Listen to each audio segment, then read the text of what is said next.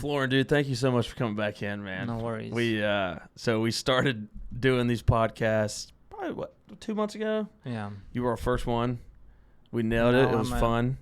We went back to look at all the footage, and we had focus in the camera for about 10 seconds, and then the rest of it was blurry.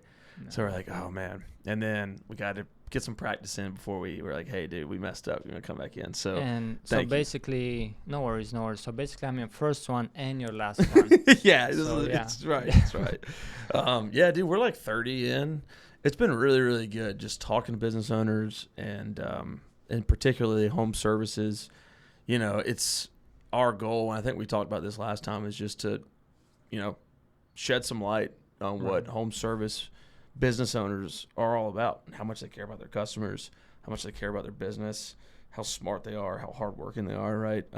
So that's been really, really fun to do. So let's get into your business a little bit.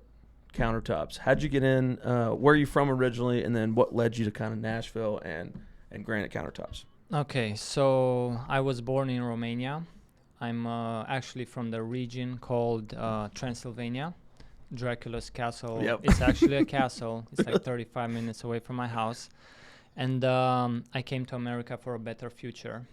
I was a locksmith in LA, and LA is crazy. It's busy. Everything is fast. People are, I would say, they're like more cold. They're like money oriented, like everyone takes care of their own life. So I was complaining every day to a friend of mine, and he was working here at this company. So every day I was on the phone with him, just complaining. And one day he told me, man, you're my friend. I love you, but shut up. I'm tired of hearing you complain every day. Like, do something about it. Yeah, so just come here for 2 weeks. Check out this company I'm working for. So I did that. I came here and I never left. Nice. Yeah. So did you come here when you came to Nashville or to Tennessee? You started right into the granite countertop? No, I was like, man, I had so many different jobs. As an immigrant in America with no friends and no family, everything you can do is work. That's it. There's nothing else. So I was a pre-cook in Vermont. I was cable guy in New Hampshire, Pennsylvania. I used to work for Comcast, by the way. Oh, okay. Yes. And then I was a car hauler in Chicago, a locksmith in LA, and a template technician. So I've been almost everywhere. Yeah. That's really interesting what you said, because work ethic is something I think is rare, right? And it's clear that you have it. I mean, being an entrepreneur, you got to have it, right? But hearing your background, it's very clear that's been a part of you before you were an entrepreneur.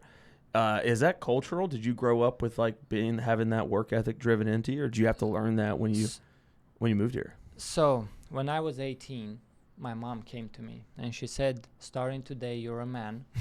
I will no longer give you money. You need to get a job. Man, I hated her for that, like so much. But like 15 years later, I realized she did something good, because she taught me the value of money. Even though as a teenager, I did not agree with, young adult, I did not agree with her.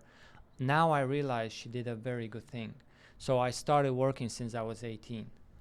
I was a land surveyor. I went to college for land surveying in Romania. I was a land surveyor, so I'm good with numbers. I'm good with measuring. I'm a technical person, so numbers make sense to me. So when my friend told me, come here and do templates, measure countertops, it was very easy for me. You're like, this makes sense in my brain. This is where I'm comfortable. Like, I did template for like 8 months and I only had like one recut.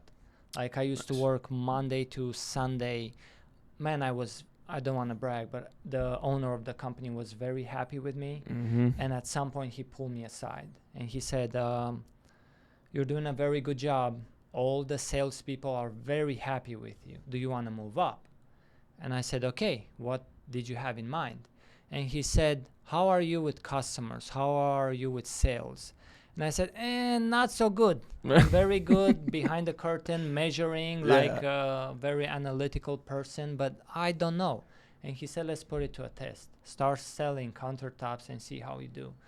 I sold for like 5 months, and people like me for some reason. I don't know why, but people like me because I'm honest. Yeah.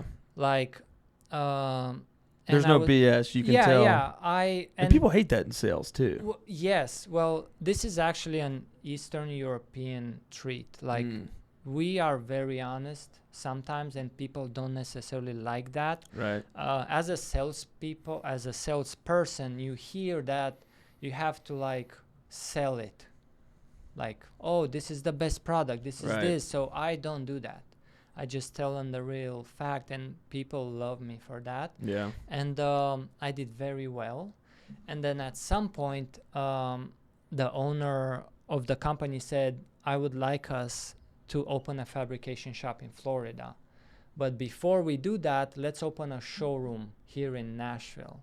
So I opened as a test. So my first showroom was in Mount Juliet, Tennessee. I opened my first showroom, and I did very well. And you were running it? Yes. So were you the owner, or were you helping him? So it's a franchise. Okay. So I was in charge of that. And when I first opened the showroom, I used to do the template. So the customer would come to the showroom.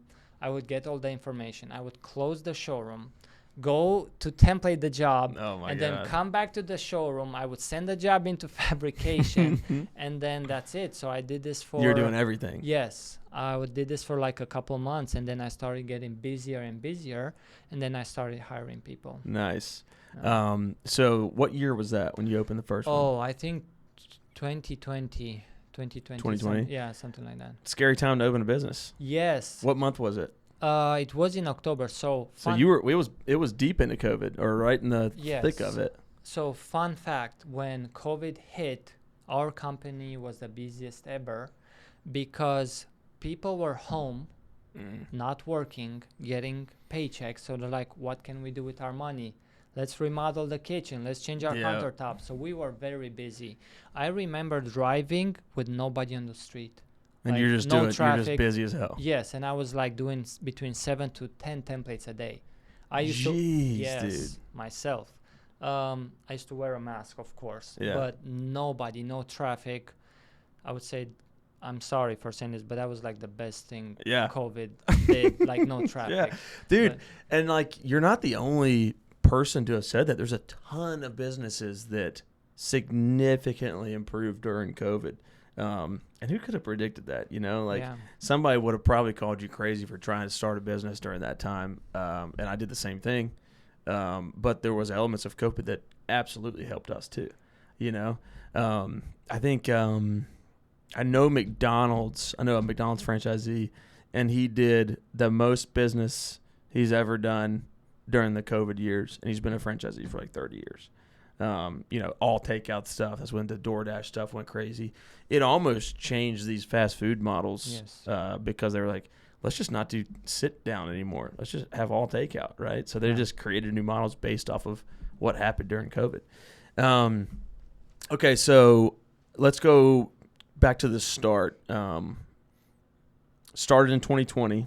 What was that first year like for you as a business owner? It was amazing. I'm not gonna lie. Yeah, So a lot of people say that a good entrepreneur, a good business person will do well in a time of crisis, and when the economy is very good. And it's right. Like everything went so smooth and so well, I swear.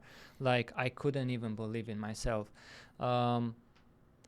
It was like excitement, like the adrenaline pumping through your veins, like, oh my God, is it really me? I'm really doing this. Like, I'm reading this book right now. It's called The E-Myth by Michael Gerber, and basically says that every person has 3 personalities: the technician, the manager, and the entrepreneur.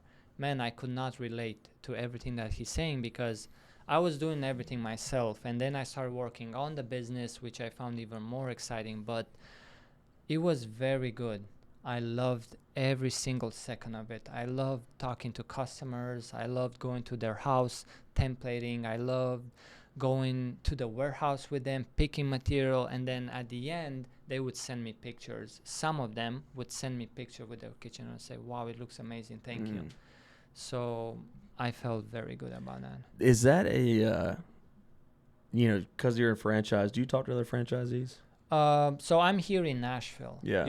We're here in charge of Nashville. I do talk with other in Cincinnati, in Chattanooga. If I need a certain material that we cannot find here in Nashville, maybe they have something. So one of the advantages of our company is that we work with all of the suppliers in Nashville. So the customer comes to our warehouse, they pick something. If for some reason they don't like anything, we can order any material from everywhere. Like we work with all of the suppliers in Nashville. Nice. Okay. So you had a great first year. Do other Granite Empires when they open have that, or do you have the magic potion? No, I think not necessarily it was me. It's also Nashville. Great market. Yes. So Nashville is amazing, and I love it because it's growing constantly. Yeah. And people are more on my level. They're calmer. They're nicer. Like on my first week here in Nashville, somebody bought me breakfast at First Watch. Really? Like that. A customer? A customer. They were sitting next to me, their whole family, and they're like, oh, we love your accent, where are you from? And they left because at First Watch you need to pay up front. Right. So I finished eating, and when I went to pay, they say, hey, do you remember that family sitting next to you that you were talking to? Well, they paid for your breakfast. And you're like, all right, I'm home. Yeah, I was like, this would never happen in LA. No. Like ever. No. So people here are like more of my energy, and right. I felt that like home. So Nashville is growing a lot, and I love that because business will always do good here. Oh yeah. Especially restoration, construction. Mm-hmm. It's remodeling. Yeah. Like it's crazy. What how do you address, because I think thinking about the future business owner that might be listening to this, how do you address the industries with like kind of the non-recurring business, right? It's a tough industry you're in. You got to have a lot of customers. There's probably few repeat customers. Maybe I'm wrong about that. How do you deal with that? How do you market? Where do you get your customers from? So we advertise. So we have a website. We do Google ads, like SEOs, right? When you search Google, it goes up front. And then I would say Facebook. We're starting now with Instagram more and Facebook more. Nice. But I would say my best advertising is word to mouth. Yeah. I wouldn't referrals and stuff. Yes, I wouldn't say we get more repeat customers because people don't usually change their countertops and cabinets like for like a decade. Very often, But if I do a good job, then that customer would talk to their friends, to their neighbors, to their family, and most like 90% of my customers are referrals. Oh, nice. Hey, Chris. Oh my God. Yeah, amazing. Wow. Our neighbor just did their countertops. They had a party. They had a barbecue. Outdoor grill. Yeah, it looks amazing. Can you give us an estimate? We would like to do the same thing. Nice. And this is why I love Nashville. Like people connecting. Yes. So I would say that would be my strong suit. That's and like it's an interesting industry because similar to like lawn care, right? Your service is your marketing, right? So for you, it's, we replaced all the countertops in this house. Then they had a party. They had the whole neighborhood over. You do a great job. It's a talking piece. And the first thing they're going to do is say, yeah, we got Granite Empire. Here's their information. And now you've got like the 10 families that were there. Right. You've got, 10 referrals right there. So basically they advertise for me. Right. That's it. I don't even have to pay anything. Which is great for your business, too. Yeah. I mean, the cost to acquire a customer goes significantly down because maybe that one customer found you on Google, right? Then you did a great job, but then they tell 5 of their friends. They tell 5 of their friends. The referral process is so good, especially in a town like this. Yeah. So year one's done. Talk to us about since then and what's the plans for the future. What did years 2 through kind of 4 look like as you were building your business? Okay, so like I said before, the original plan was to go to Florida to open a fabrication shop. My showroom was a success. I was doing very well. It was time to move to Florida. I was actually dating somebody at the time, which later she was my wife. She became my wife, Nice. actually. So when the time came and I was supposed to move to Florida, she convinced me to stay here in Nashville, and I did very well because that was basically the best decision of my life, because we got married later on, and now we have a 2-year-old daughter. It's gonna be her birthday in like 5 days. Nice. So I came back to the homeowner and I said, look, I'm sorry this happened. I feel very well. I think she's the one. I would like to stay in Nashville. If you don't want us to do business anymore, that's fine, but this is where I stand. And he said, that's perfectly fine. Let's open another showroom. So I have another showroom now in Bellevue, basically. So I have these 2 showrooms. So business was booming. Everything was great. The beginning was like more difficult, but now everything is good. Nice. So what's your team look like now? So I only have salespeople with the showrooms. I have 4 salespeople. And I would say one of the advantages of my company is that when a customer calls, each customer gets 1 salesperson. You know how you have a question about anything, like when are they arriving, what's the time frame, how long is it gonna be, when are my countertops gonna be installed? A lot of companies, you have to call their front office. Oh, let me check for you. What's your name? What's your address? Oh, I cannot find you in the database. I'm sorry, can you please spell your name? Right. So every single one of my customers gets 1 salesperson, 1 phone number, 1 salesperson who is in charge of your project. So that salesperson is also the project manager. So Yes. they see the sell through completion of the install. So that one person can tell you when we can template, when we fabricate, when we install. They have all the information in the whole company. So you don't have to be put on hold. You don't have to call 5 different numbers. That's really important. And for anybody who's never had work done, what happens if it isn't that way is internally within the business, you've got the sales guy, and then he closes the deal. Then he passes off any information to the project manager. 9 times out of 10, they're going to miss some details in that handover, right?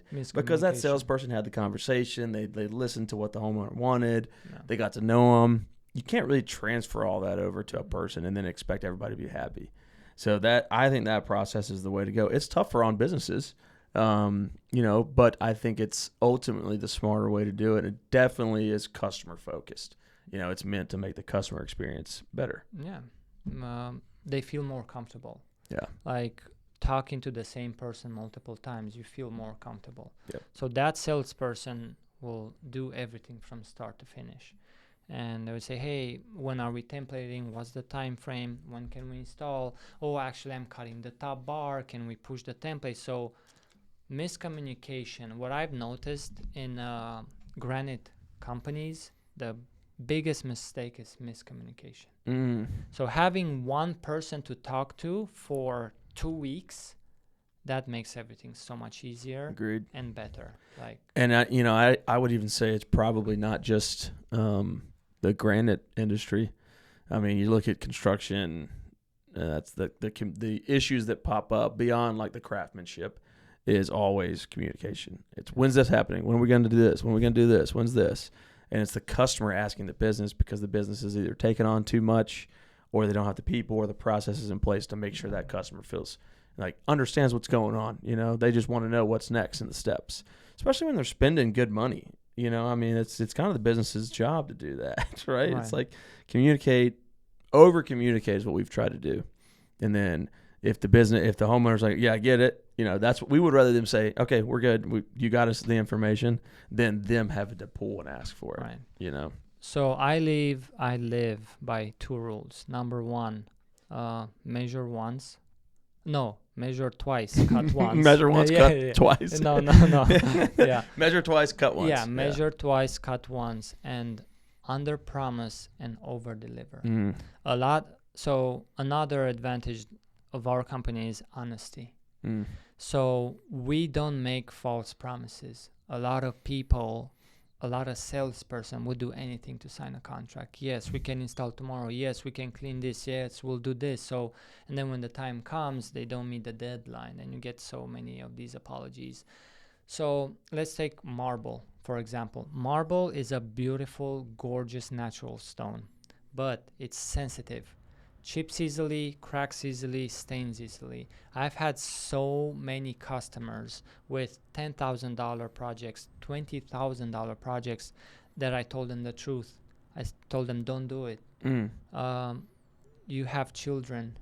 It's going to look bad soon. You cook a lot. Okay, don't do it.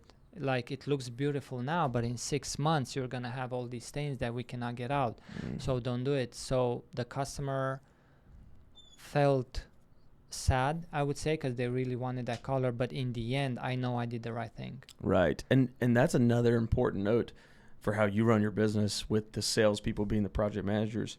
Oftentimes in that situation right there, you'll have the salesperson, they just want to make the sale because they're not really going to have to deal with the problems on the back end of this chipped, it did this, it did that, and it's nobody's fault. It's just this sale was the big sell.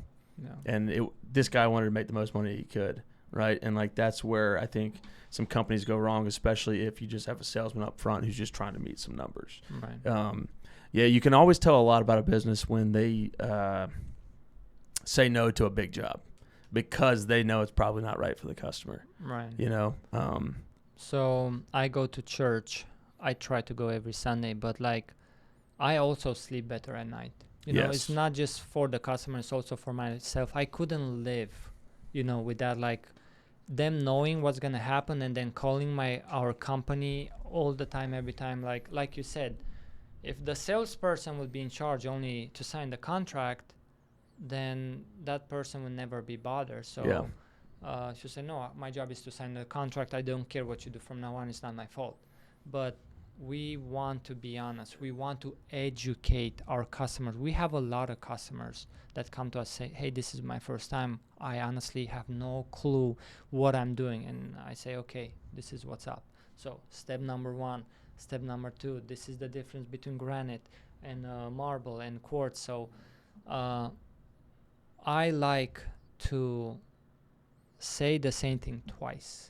Like I would rather repeat myself, you know, than to never say that thing. So a lot of what you're doing is setting expectations and educating the customer. Yes. So that way they can make their best decision.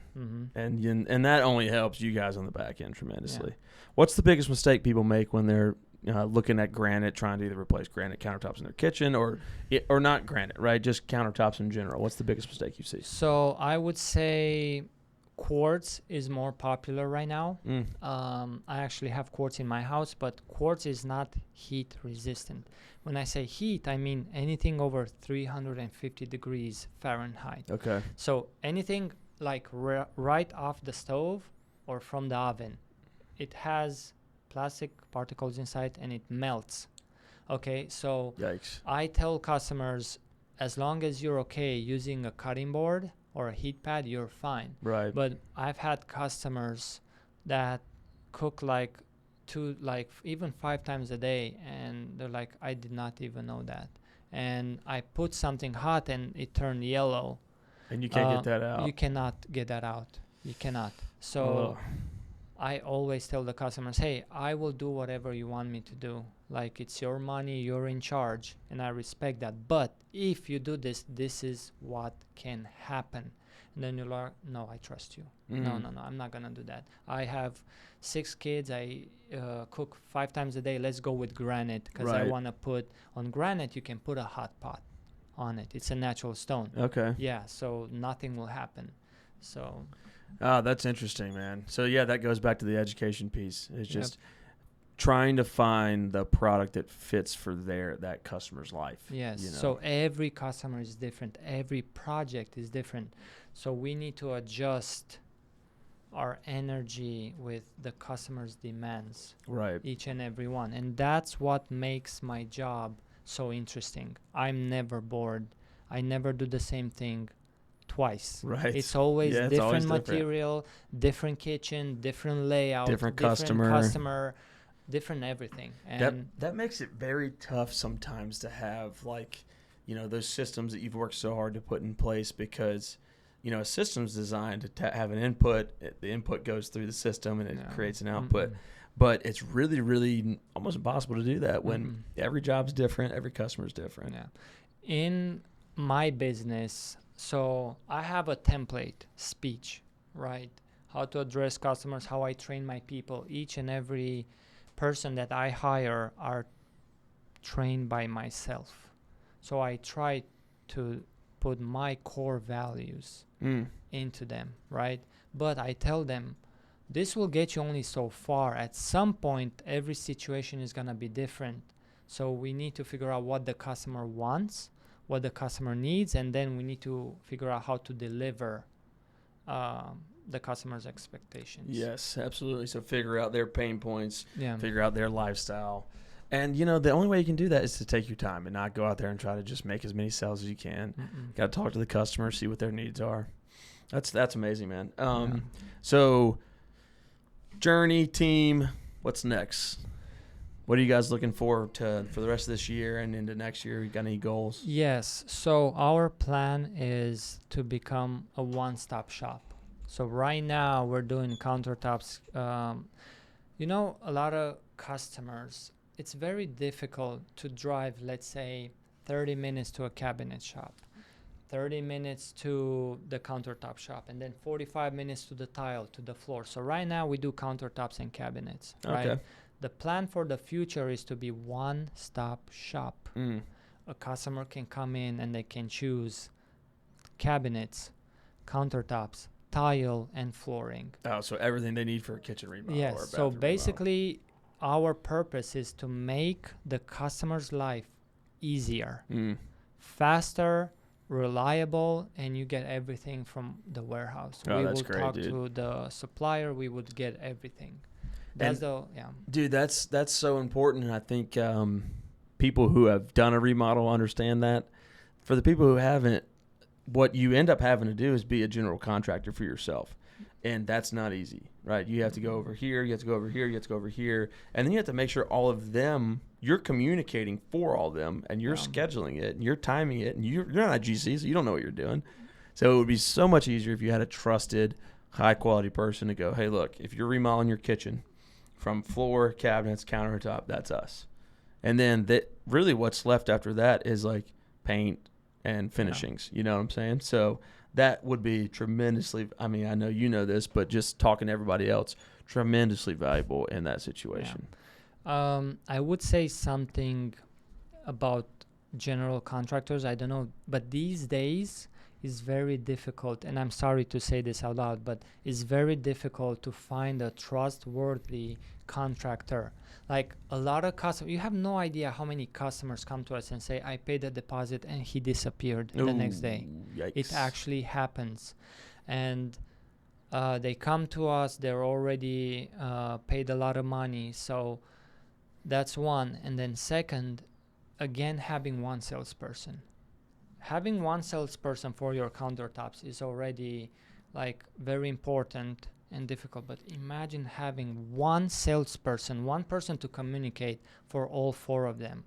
Oh, like dude. that would make your life so much easier. Just save whatever, you know? Yep. Like you don't need to save all these phone numbers, try to figure out who was my salesperson from that location, who was my salesperson from that location. And it'll also probably be cheaper for the homeowner because you're not adding in the general contractor's fee there, right? Or we will bundle up. So nice. My plan is the more you buy, the more discount you get.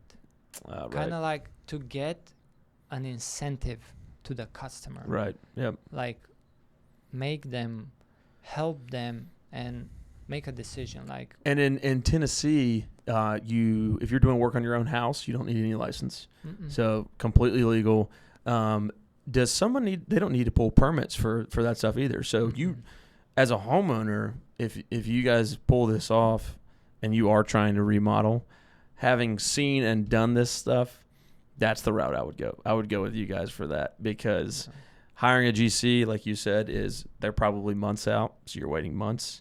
You're kind of rolling the dice a little bit, and then you do have that one person to turn to, but they probably have 10 other projects going on, right? So if you wanted to say, let me take it in my own hands, and now I have one sales guy, one company for the flooring, the tile, or flooring or whatever, if you're getting tile, cabinets, and countertop, you maybe have one or two other people that you're dealing with, the paint guy, installing all of the sinks and stuff like plumbing, right? So, but ultimately, that's a huge easy button for the homeowner.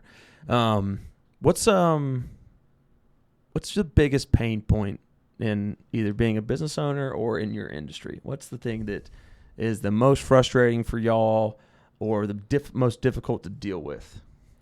I would say, as of right now, material. I don't know what's going on with the market, especially this year. It's been a little bit slow, and it's not just in countertop business, is in all of the businesses. Right.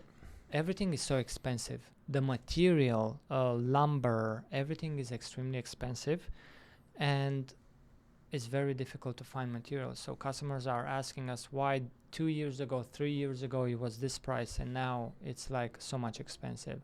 So we are actually working on a big project right now, and I need 5-6 slabs for one kitchen. This is what the designer wants.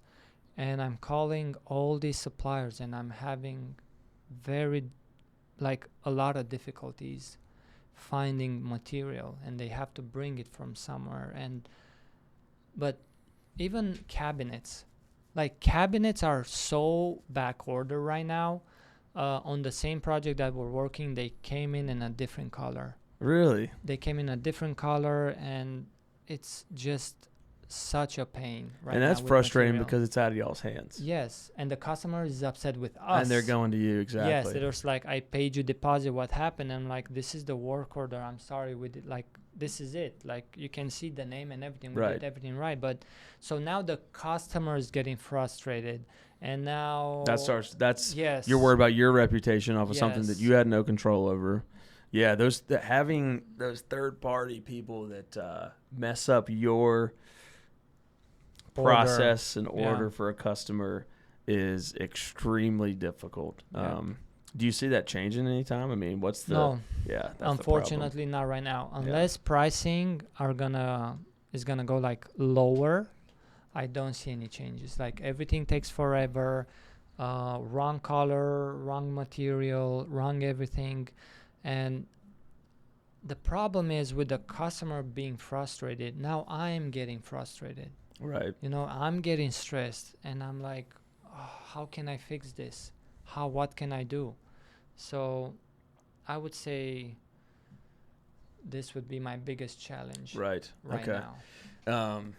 It seems like the only thing first thing that comes to my mind is, and how to deal with it, is just expectation management with the customer at the very beginning, like you always do. It's like, hey, look, here's the things that could happen out of our control.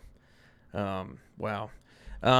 What's one piece of advice that now, 4 years, 5 years into this, that you would like to give yourself starting out? I would say be more confident. When I first started this business, I was anxious. I was unsure of myself. I had anxiety, I'm not going to lie. Yeah, man. Because it was everything new to me, like a new process, new everything. I didn't know about, like, all the laws, the permits, all the procedures, everything that could happen. So I would say, trust yourself and be more confident. This is what you want. Don't be afraid. Take the leap and do it. Take the leap. Burn the ships, right? Yes. I've seen a very interesting interview with Jim Carrey. He was talking about his father. Jim Carrey was 12 years old at the time, and his father was an accountant. He lost his job. They lost everything. He was sleeping in a car. So basically, his father became an accountant because that was the safest choice at the time. So Jim Carrey said, if you're gonna fail with your safest choice, and that's not what you want to do, why not take a leap Right. Why not risk it for something that you actually want? That's right, dude. And That's so powerful. I've seen that. And it's such a good lesson, too, because people are scared to take the leap because of the possibility of failure. Failure. Right? Yeah. We're all afraid. Yeah, and you're not in control. That accountant, he's working for a firm. You're not in control. Yeah. You could get fired at any second. And then what are you going to do, right? Having betting on yourself is important. It's super tough. And I understand everybody has different positions, right? It's like you got kids and all that stuff. You got to survive, right? But I do think there's a lot of value in burning the boats and going all in. Generally speaking, you'll figure it out, and because you don't have another option. Yeah. I mean, the lesson is if there is a chance you'll fail, why not fail at something that you love doing? Right. At least you'll go with a bang. Hey, I was doing what I loved. I tried. Not another question that burdens people is what if? The uncertainty, like what if I would have taken that chance? Yep. What if I would have opened that showroom? What if I would have done this instead of that? This question will eat you alive. You're exactly right, man. And I think the what if for people is huge, but also the what if of public failure is intimidating for people, right? If you stake your reputation, we had Brittany in here who's a realtor yesterday, and her biggest challenge has been, for 12 years she was in a different industry and then she switched. So she had to really work on changing her whole identity in order to get more business because everybody knew her as this previous industry. So, but with that comes, you're really putting yourself out there and saying, hey, I'm doing this and I'm putting everything I have into it. I'm opening a showroom. I'm opening a second showroom. We're putting everything we have into it. I'm working really hard on it. And then if it doesn't work, people are scared of that failure because everybody knew you were doing it. You weren't doing it in the dark where if you fail, no one knows and your ego's protected. Everybody's kind of scared, in my opinion, everybody's scared of that's the possibility. And it's true, right? And the odds are you might. Most businesses do, right? But I think that the overall lessons learned, even if that happens, is so much more valuable than sitting in the safe, quote unquote, role and never really knowing, right? What if? So powerful stuff, dude. Any other stuff you want your potential customers to know about you guys, about your business, about your industry? So I would say first is honesty. Another advantage is we charge per square foot, not per slab. So if you have a bathroom, we have a lot of remnants in our warehouse. So that means you can pay less. And basically good customer service, one salesperson, and mistakes happen, honestly. Another law that I live by is Murphy's Law. Anything that can happen will happen. But if something happens, we will go back and fix it. Mm-hmm. We're not going to stop answering your phone calls. We actually have some customers that come to us because the other fabricator closed their shop. They don't work anymore. They don't do that. It's not their fault. So we will clean our own mess. Whatever happens, if we make a mistake, we will make it right. We will fix that mistake. That's a common topic in here in these conversations is mistakes are always going to happen. It's just the good companies deal with them correctly. No. The bad companies don't. Well, dude, I want to thank you for coming back in for the second time. Sure. Let's do it a third time. Yeah, dude, we will. So what we'd like to do is maybe at the end of this year, get you back in, check in on your goals, check in on MyHome and how it's working for you. Yeah. But I do got to say I respect what you're doing, man. The hustle and the grind is real. We've both been in it. And I think it's if people have the personality for it, they got to go for it, So I respect what you're doing, dude. And I can attest to everything you're saying, dude, because I've seen you in networking groups. I've seen you interact with customers, and everything you're saying is true. And it's tough to do, so I respect it, man. So thanks for coming in. Thank you so much. Yeah. Thank you.